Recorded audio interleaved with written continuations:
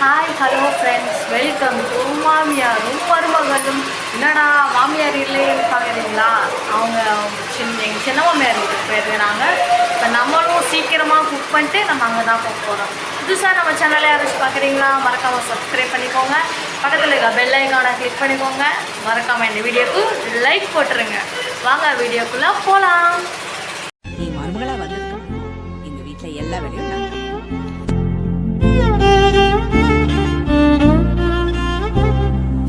இப்போ நம்ம என்ன செய்ய போகிறோன்னா பருப்பு டால் தான் செய்ய போகிறோம். அதுக்கு என்ன பண்ணியிருக்கோன்னா கொஞ்சமாக துவரம்பருப்பு எடுத்து அதில் எண்ணெய் ஊற்றி கொஞ்சமாக மஞ்சள்தூள் போட்டு வச்சுருக்குறோம். இந்த டைமில் நம்ம என்ன பண்ணணும்னா ஒரு வெங்காயம், ஒரு தக்காளி, 10 பல் பூண்டு, 2 பச்சை மிளகா நறுக்கி வச்சுருக்குறோம். இப்போ இதில் போட்டு நம்ம அப்படியே விசில் விட வேண்டியது தான்.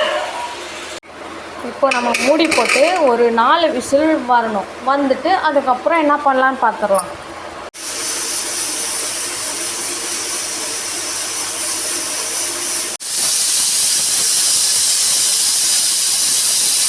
விசில் வந்துடுச்சு.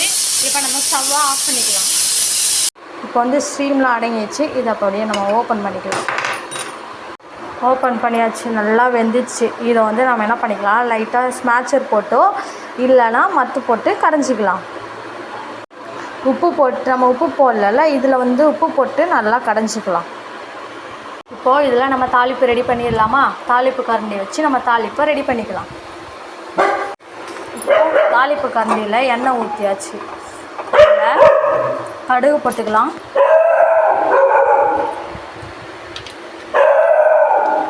இதில் நெய் ஊற்றியும் கடைஞ்சிக்கலாம், இல்லைன்னா நல்லெண்ணெய் ஊற்றியும் கடைஞ்சிக்கலாம். கடுகு நல்லா பொரிஞ்சிக்கிட்டு இருக்கு. இந்த டைமில் ஜீரகம் போட்டுக்கலாம். 3 காஞ்ச மிளகாய் போட்டுக்கலாம். அடுப்பை இந்த டைமில் ஆஃப் பண்ணிடலாம், ஏன்னா கறியிடும். மேலாக்கா கருவேப்பிலை தூவியாச்சு. இப்போ நம்ம கடைஞ்சி வச்ச இந்த பருப்பு டாலில் இதை கொட்டிடலாம். சுவையான டேஸ்டியான பருப்பு டால் ரெடி. இதில் நீங்கள் நெய் விட்டு சாப்பிட்டீங்கன்னா சோறு போட்டு இந்த பருப்பு டால் கொஞ்சம் ஊற்றி நெய் விட்டு சாப்பிட்டிங்கன்னா செம்ம டேஸ்ட்டாக இருக்கும். ட்ரை பண்ணி பாருங்கள். மறக்காமல் இந்த வீடியோக்கு லைக் பண்ணிடுங்க. பாய்.